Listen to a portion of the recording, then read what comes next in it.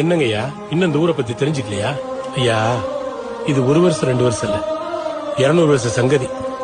எங்க பாட்டை மூட்டை காலத்துல இருந்தே பல தலைமுறை அப்படித்தான் போயிட்டு இருக்கு.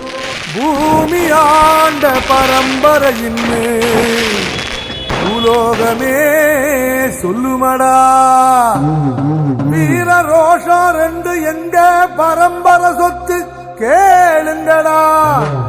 நெல்லு போல பாசத்தை தான் நாங்க விதப்போம், மானத்துக்கு கட்டுப்பட்டு செத்து போழப்போம்.